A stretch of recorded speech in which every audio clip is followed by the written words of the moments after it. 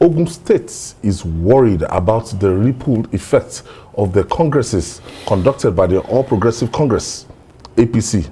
The state government said the crisis at the party congresses pose new threats to peace in the states. Dotun, the All Progressive Congress had their congresses across the country last week, and we saw areas in which states in which they had outright breakdown of law and order. So we are talking about Ogun State now. Yes, I'm sure you are aware that even Oyo is here to have it because of possible all these issues. The setup in the party in Ogun State is not as there are factors, there are power centers that appear to be equally balanced in Ogun State. The governor is there in terms of being the leader of the party. That's Governor Dapo Abiodun. There is another power center, the former governor of the state, Ibikunle Amosun. Fortunately, unfortunately, both camps have heavyweights backing them. The governor has an Otumba Gbenga Daniel, a former governor, with him. Chief Olusegun Oshoba is there. Olusegun Oshoba is also there.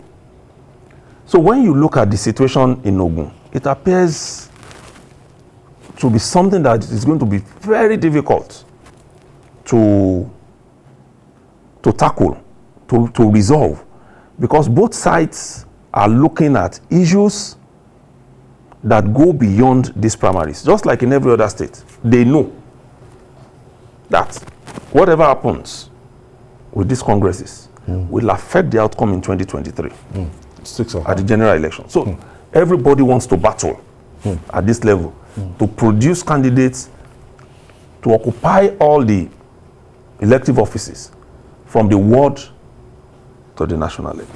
But that's the goal of all the primaries. But the issue is, why are people resorting to violence? I want to ask you particularly that why is it difficult for Senator Ibikunle Amosun, why is it difficult to accept the reality and move on? 2019, we've gone past 2019, and I feel he's still a senator in that party. Why is it be difficult for him to work with this new government? Because, one, ego is a big issue. Nigerian politicians have elephant-sized ego. Elephant-sized. Some people would never reconcile with certain individuals.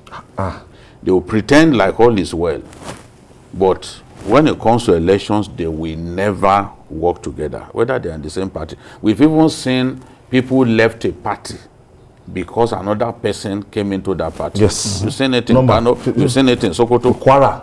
We've seen it in Sokoto, you know, Tairu Bafarawa. That this person is coming to this party. The moment Tairu Bafarawa and Magata Kadawa Mako cannot work in the same party. Kwankoso in Kano and the former governor Shekarau, they cannot work in the same party. One usually leaves the place for the other person. So, in the case of Ogun State, you remember that even when the president came to campaign in the state, the president was stoned. They were throwing sachet water in the direction of the president. There was nowhere else that the president faced that kind of humiliation in the rally of his party. It's still controlled by APC. Supposedly controlled by his party. And on that day, people suffered broken limbs. I remember an event that I attended that I was asked to present motorcycle to one of the guys who suffered an injury during that same rally. They were not supposed to, knowing how volatile that state was, and the rallies that they've had, how thugs of both groups have been attacking one another. the area, the field, the open space in front of the president should have been cleared. So there was security breakdown to have allowed people to stand there. To even move that They should have place. known that the moment you raise the hand of Prince Abiodun up, that those people will react. Don't also forget that it was during that time that very early in the morning, posters of the Abiodun were being destroyed in the same state. Yes, at the venue of the. Yes. They were destroying as early as 6 a.m. And they invaded the rally. They came. Okay. What I expect is that Ogun State, the kind of violence that we were witnessing many years back, during when Otumba Gbenga Daniel and Bukule Amosun were contesting for superiority. They even brought that violence to my area in a place called Tipa Garage. People were killed. We felt that, okay, Ogun State is now witnessing an era of peace. We will not return to that era when people lost their limbs on a day the president visited, when people were killed in Tipa Garage in the Akute area. But what did we see? Thugs wielding guns, a mere primary of a party within their own party. Yes, yes. Shooting into the air and all that, threatening the lives of other people. My feeling is that Ogun State deserves peace. Not just because some of us reside in Ogun State, but because Ogun State is critical to our country. It's the true gateway. And it's a state that is growing now. A state that is benefiting from its closeness to Lagos. You can see businesses moving in the direction of Ogun State. And everything. The last thing that people want to see is an Ogun State overtaken by violence. And look at the number of industries. That's what I'm saying. I said it's benefiting from its closeness to Lagos. Industries are moving there. The worst that can happen is for that state to now be signposted by violence. The moment that state is signposted by violence, investors will not want to come around. No one will. So the people who are flexing muscles, giving thugs money to be harassing other people in the name of election, they need to be spoken to. And they need to be spoken to at the highest level. Anywhere that there is potential for violence within the APC, Mr. President is the leader of the party. He has to call the people concerned and say, look, I don't want violence. Because some people are already too big to be spoken to by other people. I'm not mentioning names. But at least Mr. President can talk to such people. We don't want violence in Ogun State. What happened during the Congress should not be allowed to repeat itself, because a lot of us were shocked that this could happen. We've had peace for such a long time. So they need to talk to these contending political figures and get them to allow peace to reign in the interest of everyone. Usually, you remember isn't it what Delegate who said, unfortunately, in all wars, those who die are those who do not deserve to die.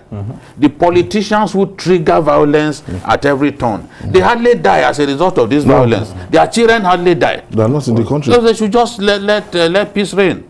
But the kind of atmosphere in Ogun State right now, I was thinking that after the 2019 election, people that went to APM, they came back to APC, and in the spirit of reconciliation, that they would have, it's about give and take, that the governor would have had to sit down with some stakeholders and would have negotiated and everything. By now, we shouldn't be seeing what we're seeing. Unfortunately, it is also part of what is what instigates this violence, because our politics is all about the perks of office. It is not about service to people. What people do is, once we win election, they sit down, they share the positions, and they even tag some juicy. Look at the way we do in the National Assembly, when committees, even in the state houses of assemblies, when committees are constituted, Yes. we look at some and say, Strategic these states, they have more juicy appointments in terms of chairmanship and vice chairmanship. That is all our politics is about. And that is very dangerous. And this is behind all of this contention. What is in need for me and my people? What is in need as service to be rendered to Nigerians? So we still need to sit down and look at the kind of politics that we are playing. Are we going to keep it up like this? Because when it gets to the point where politics becomes service to people, you will see that a lot of these people that we have in politics, they will withdraw. A lot of them they came into politics all because they had a slight opportunity, a little opportunity to get into power. And once they taste it, they don't want to leave. You see those who are living in a face me, I face you. I think also that every party, especially the APC, should have conflict resolution mechanisms, effective mechanism for resolving conflicts. The party is very weak in that area. I can tell you that there are some conflicts that began in 2015 that are still, yes, that are still there. In all the parties. So why am I surprised that the one that we had that began in 2018 you is said still something, there. BKO, that there are some people who have become bigger than those committees they have set up. We don't agree with you. In as much as we don't want to mention names, after the 2019 election, BKO, there are some camp that a lot of people feel that some of these things are even stoked by the presidency, the crisis, because in the situation where we have a sitting governor and all juicy appointments, the way you said, he's going to one direction, and there's but that one is past now. It's no longer happening like that. That one is post 2015. No, it's no longer. No, it is part of the problem now. Post 2015. Yes. You are talking about post 2015. No, this is post 2019. I know what I'm saying. Okay. You know? I know what I'm saying. Because if we expand this thing beyond the normal, it will then look like maybe we are supporting a particular group. No. The truth is, people must learn to come together. Yeah. And as I always say, governors have a bigger role to play. Because when the shoe is on the other foot, you then realize that maybe I could have done better. Better, yes. Governors have a bigger role to play to bring people around. Let us be able to say, Mr. Governor made efforts to bring these people in. It is this person that frustrated it, so that that person can be called out. I'm happy that some APM members came back to the party. They even registered them during the registration exercise. Yeah. So why are we still having this needless threat to lives in Ogun State? So we can't have the point that you made about the president encouraging certain things, or the presidency. We can't have a situation in which you are going into a state and the president is in two minds about whose hand to raise up. Exactly. We can never encourage that kind of thing. Or say, okay, let the people vote for who they want. No. You must encourage the people to vote for the candidate of your party. Your party. So I want to believe that those mistakes were made in 2019 and they won't happen again. Yeah. There is one party. It's the candidate of that party that must be voted for, that must be campaigned for. If you don't do that, then you are encouraging anti-party activities or receiving people who are bringing candidates of a rival party. Smiling with them, snapping with them. No, they can't. They shouldn't.